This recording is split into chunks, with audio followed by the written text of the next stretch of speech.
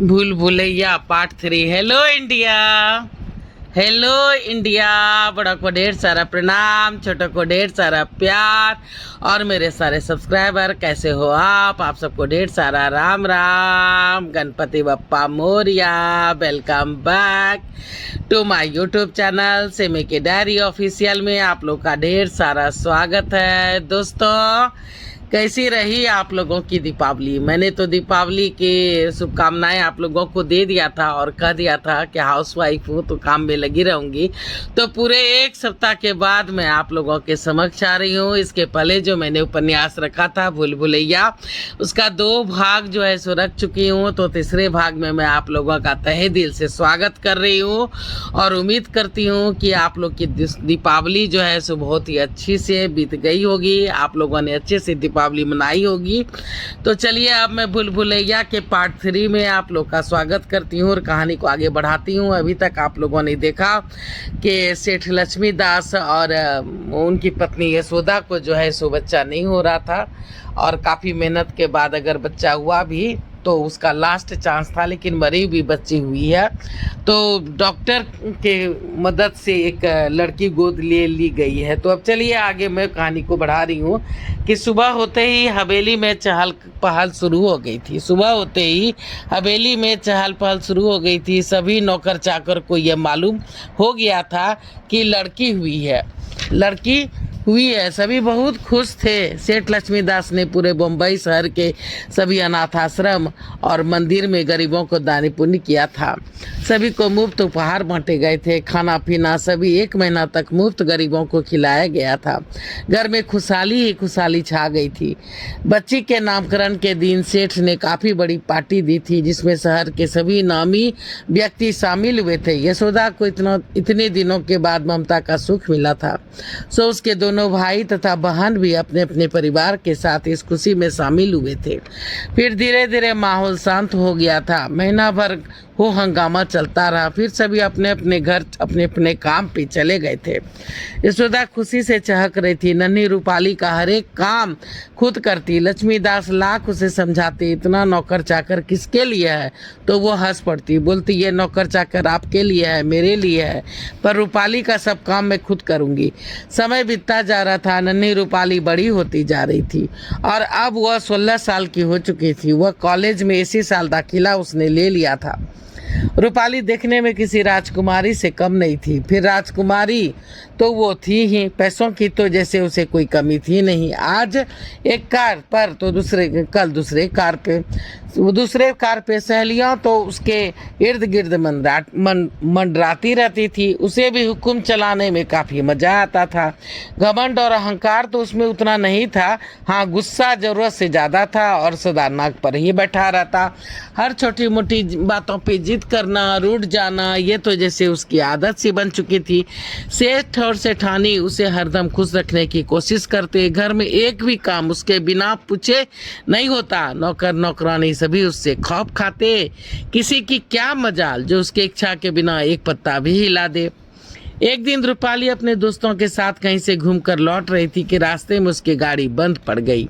सभी सहेलियां चौंक पड़ी। अब क्या होगा? सुनसान जगह, ऊपर से शाम भी होने वाली है। मुंबई शहर अभी भी यहाँ से 5 किलोमीटर दूर था। किसी को कुछ भी समझ में नहीं आ रहा था। कहने को तो वो आपस में 5-6 लड़कियां थी, पर सभी की सभी डर रही थी। तभी अचानक एक मोटरसाइकिल पर एक नवयुवक उधर से पार हुआ तो गाड़ी देखकर खुद रुक गया। नवयुवक काफी लंबा चौड़ा, गोरा चिट्टा तथा बेहद खूबसूरत था। देखने में किसी राजकुमार से कम नहीं लगता था। नवयुवक ने अपना मोटरसाइकिल रोका तथा चश्मे को खोल पॉकेट में रखते हुए लड़कियों के पास आया तथा बोला, hello girls, may I help you? लड़का बोलता है थोड़ा सा इंग्लिश झाड़ते हुए कि क्या मैं तुम्हारी मदद कर सकता हूँ। लड़कियाँ कुछ सहम सी गई थी, फिर भी सोची कि हम तो 4-5 हैं, ये अकेला वाला हम लोगों का क्या बिगाड़ लेगा। सो कुछ हिम्मत जुटा करके एक साथ बोल पड़ी, नेकी और पूछ आप जरा देख ले कि मेरी गाड़ी क्यों खराब हो गई है, क्यों रुक गई है।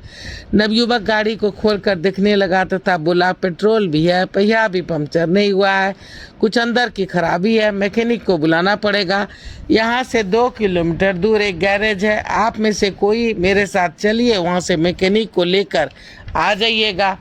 रूपाली बोली, ए मिस्टर, आप खुद मैकेनिक वहाँ से भेज दीजिएगा। नवयुवक बोलता है, मेरा नाम राकेश है, मैं एक बिजी आदमी हूँ, मुझे आगे जाना है, वो लाने ले जाने वाला काम मुझसे नहीं होगा। यदि आप में से कोई वहाँ तक चाहे तो मैं वहाँ गैरेज तक आप लोग को ड्रॉप कर सकता हूँ, इससे ज़्यादा मैं मदद नहीं कर सकता, सोच लीजिए वरना मैं चलता हूँ। सभी लड़के आपस में तू मैं करने लगी। कोई बोलता तुम जाओ तो कोई बोलता तुम जाओ, पर कोई भी जाने के लिए तैयार नहीं भी। दरअसल सभी लड़कियां उस नवयुवक के साथ अकेले जाने में डर रही थी। राकेश मोटरसाइकिल पर बैठ के दूर से ही मोटरसाइकिल के पास खड़ा होकर के दूर से ही वहीं से तमाशा देख के मुस्कुरा रहा था। अंत में रूपाली हिम्मत करके बोली, ठीक है चलो मैं चलती हूँ। रूपाली राकेश के साथ मोटरसाइकिल पर बैठ गई। राकेश ने स्पीड काफ़ी तेज बढ़ा रखी थी। रूपाली डर से उसे चिपक गई थी, साथ में चिल्ला भी रही थी, स्पीड कम करो, गाड़ी रोको, मैं गिर जाऊंगी। पर राकेश पर इसका कोई भी प्रभाव नहीं पड़ रहा था, वो हंसे जा रहा था। अंत में एक जगह वो झटके के साथ गाड़ी को रोक दिया। रूपाली नीचे उतर आई, चारों तरफ नजर दौड़ाया तो कहीं भी उसे गैरेज नजर नहीं आ रहा था। गुस्से से राकेश से बोली कि मिस्टर, ये कहाँ ले आए हो, गैरेज कहाँ है? तुम तो चीटर हो, तुम झूठ मूठ बोल रहे थे, ये कहाँ ले आए हो मुझे? राकेश बिल्कुल सेठ रोड छाप खलनायक की तरह ठहाका मार के हंस पड़ा और बोला, इतनी खूबसूरत लड़की के साथ इस सुनसान जगह में कोई क्या करता है, क्या ये भी बताने की बात है? रूपाली डर से सहम गई, इधर उधर भागने की कोशिश करने लगी, पर सब बेकार। रूपाली ने गुस्से में उसे झकझोरते हुए कहा, गुस्से में उसे धमकाते हुए कहा, जानते हो मैं सेठ लक्ष्मीदास की इकलौती बेटी रूपाली हूँ, यदि मेरे साथ तुमने कुछ ऊंच नीच करने की कोशिश की तो तुम्हारा मर्डर करवा दूंगी। राकेश दांत निकालते हुए बड़ी भयानक हंसी हंसता हुआ बोला, मैं तो तुम पर मर चुका, अब और कितनी बार मारूंगी, लो अभी खुद अपने ही हाथों से मार डालो, कह के उसकी तरफ बढ़ने लगा। रूपाली ने काफ़ी कोशिश की पर अपने आप को राकेश के गिरफ्त से छुड़ा नहीं पा रही थी।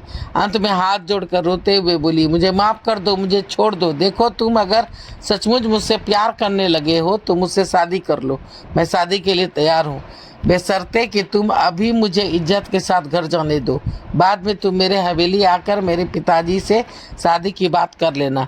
राकेश उसके इस प्रकार के प्रस्ताव पर खूब खुश होता हुआ बोला, ये हुई ना बात, अच्छी पत्नी के साथ साथ तेरे बाप का माल भी सब मेरा हो जाएगा, ये तो बहुत अच्छी बात है, वरना अपुन तो तुझे तेरी इस बेइज्जती का हवाला देकर जिंदगी भर ब्लैकमेल करके पैसा बनाने की सोच रहा था।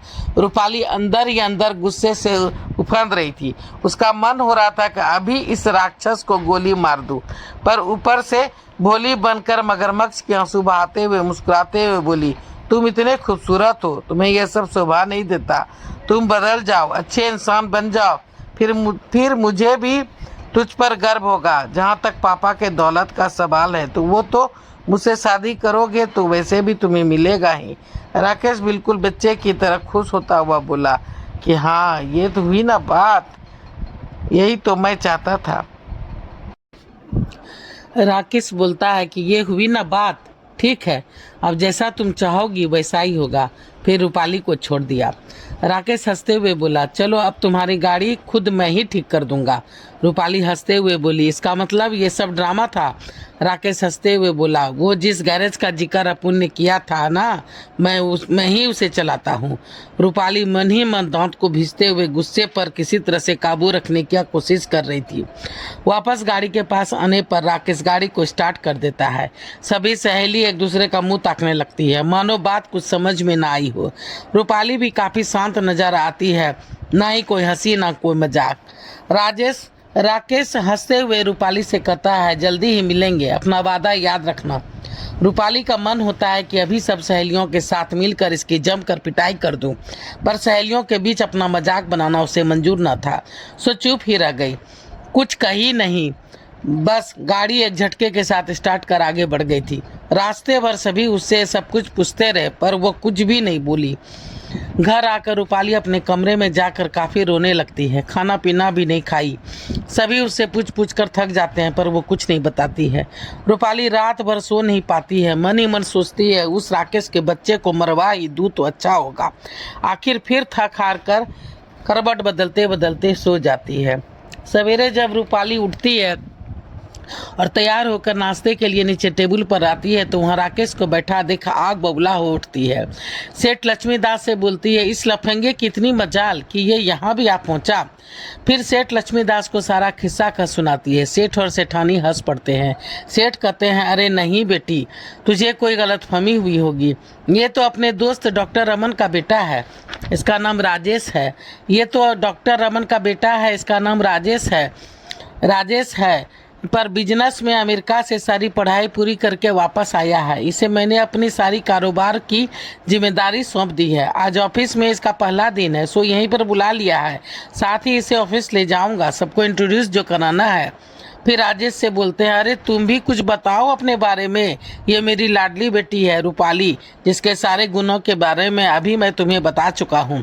राजेश रूपाली को नमस्ते करता है, पर रूपाली अपने गुस्से को पीते हुए भुनाते हुए बोलती है, आखिर तुम यहाँ भी आ पहुँचे, ऊपर से इतना बड़ा नाटक और धोखा। मैं भी रूपाली हूँ, अगर तुमसे बदला ना लिया तो मेरा नाम भी रूपाली नहीं। फिर क्रोध में पैर पटकते हुए बिना नाश्ता किए बाहर निकलकर कार स्टार्ट कर चल देती है। राजेश इतनी देर से चुपचाप बुत बना हुआ बैठा सब कुछ सुनता रहा। उसे कुछ भी समझ में नहीं आ रहा था। वह सेठ लक्ष्मीदास से कहता है, वो क्या नाप शनाप बोल रही थी, मुझे कुछ समझ में नहीं आया अंकल। सेठ लक्ष्मीदास बोलते हैं, लगता है उसे कुछ गलतफहमी हो गई है। खैर छोड़ो, तुम नाश्ता करो। नाश्ता करने के बाद हमें ऑफिस के लिए निकलना है।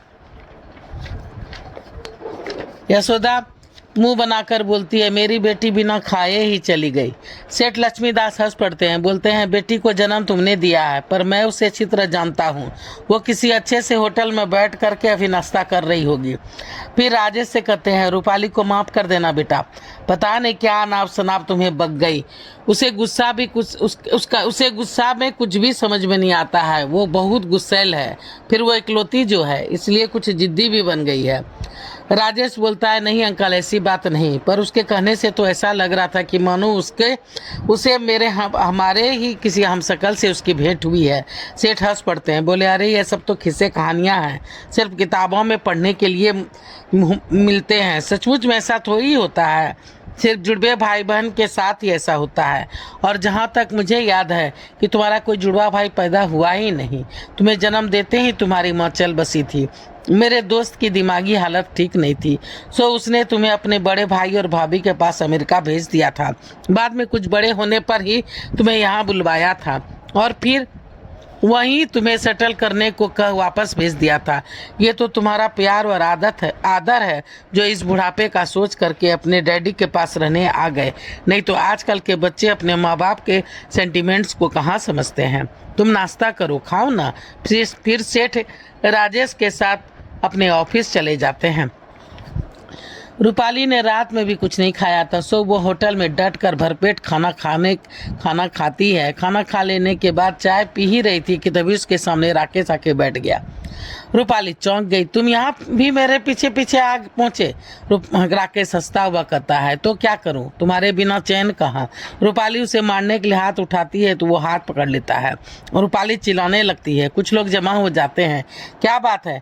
राकेश बोलता है कि ये हम दोनों मियाँ बीवी का आपस का बात है, आप लोग कृपया अपने अपने कामों पर ध्यान दें। रूपाली बोलती है, क्या मजाक है, छोड़ो मुझे, मैं तुम्हारी बीबी नहीं हूँ। राकेश बोलता है, नहीं हो तो हो जाओगी। रूपाली बड़ी मुश्किल से उससे पीछा छुड़ाकर वापस भुनभुनाते हुए सीधे सेठ जी के ऑफिस जा पहुँचती है। रूपाली, डैडी आप तो कहते थे वो सीधा साधा है, पर वो फिर से मुझे तंग करने के लिए होटल तक मेरे पीछे पीछे चला आया। सेठ लक्ष्मीदास बोलते हैं, तुम किसकी बातें कर रही हो? राजेश तो अपने केबिन में बैठा हुआ फाइल देख रहा है, तुम खुद जाके देख लो। रूपाली गुस्से में पैर पटकते हुए तेजी से राजेश के केबिन के दरवाजे को ढकेलती है। देखती है राजेश सचमुच बैठा हुआ है। रूपाली, ओ तो तुम यहाँ मुझसे भी पहले पहुँच गए। राजेश जी, आपके डैडी के साथ ही तो आया था, पर लगता है आप मुझसे काफ़ी गुस्से में हैं, बैठिए ना। रूपाली बोल रही है, वो तो तुम अब सीधे और भोले बनने का भी नाटक कर रहे हो। बहुरूप ये कहीं के, कितने रूप है तुम्हारे, बाहर मिलते हो तो आवारा बदमाश की तरह व्यवहार करते हो और यहाँ पे शरीफ बन रहे हो। राजेश बोलता है कि पता नहीं आप क्या अनाप शनाप बोल रही हैं, मैं तो कहीं बाहर गया ही नहीं, वो कोई और होगा। रूपाली बोलती है वो तो तुम मुझे बेवकूफ़ समझते हो। ठीक है, मैं भी देखती हूँ कि ये डबल रोल तुम कब तक निभाते हो। जिस दिन रंगे हाथ पकड़े गए उस दिन पूछूंगी। फिर गुस्से से निकल जाती है। कुछ दिन चैन से बीतते हैं तो रूपाली भी सोचती है कि लगता है राजेश पर डांट का कुछ असर हुआ है, वो सिर्फ नाटक ही कर रहा था। सच पूछो तो वो अच्छा लड़का है, वरना सचमुच अगर बदमाश होता तो क्या वो उस दिन मुझे छोड़ देता। एक दिन राजेश सिनेमा हॉल के बाहर खड़ा टहल रहा होता है तो रूपाली अपने दो सहेली के साथ आ पहुंचती है। टिकट लेने खिड़की के पास पहुंचती है तब तक राकेश टपक पड़ता है। राकेश बोलता है हेलो डार्लिंग, ये लो, मैं तो पहले से ही तुम्हारे लिए टिकट करवा के रखा था। रूपाली गुस्से से आग बबूला हो उठती है, बोलती है ओ तो तुम नहीं सुधरोगे, आखिर मेरा पीछा क्यों नहीं छोड़ते, क्या लोगे पीछा छोड़ने का। राकेश बिल्कुल फिल्मी हीरो की तरह स्टाइल में बोलता है मेरा दिल जो चुरा रखा है तुमने वो उसे वापस कर दो। रूपाली की दोनों सहेलियां कंचन और कुमुद दोनों हंस पड़ती है। रूपाली गुस्से से दोनों को डांटते हुए चुप कराती है। तो चलिए दोस्तों, मैं यहाँ तक तीसरा पार्ट जो है सो भूल भुलैया का रखती हूँ। इसके बाद फिर मैं अगला पार्ट आप लोगों के समक्ष रखूँगी। तो देखिए भूल भुलैया ये हिंदी नॉवेल आप लोग को कैसा लग रहा है, प्लीज़ लाइक कीजिए, सब्सक्राइब कीजिए, शेयर कीजिए और मेरी थोड़ी सी मदद कर दीजिए प्लीज़ दोस्तों, आपके पैसे नहीं लगेंगे सब्सक्राइब करने में। प्लीज़ मुझे सपोर्ट कीजिए, आप लोग के सपोर्ट की बहुत ज़रूरत है। सब्सक्राइब कीजिए, कमेंट्स कीजिए, लाइक कीजिए, शेयर कीजिए, बेल बटन दबाइए ताकि आप लोग को नोटिफिकेशन मिल सके। अब मैं अपनी वाणी को यहीं पे विराम देना चाहती हूँ। जय भोलेनाथ, हर हर महादेव। और आप लोग का ढेर सारा थैंक्स मेरा वीडियो को देखने के लिए, ढेर सारा thanks. Thank you very much.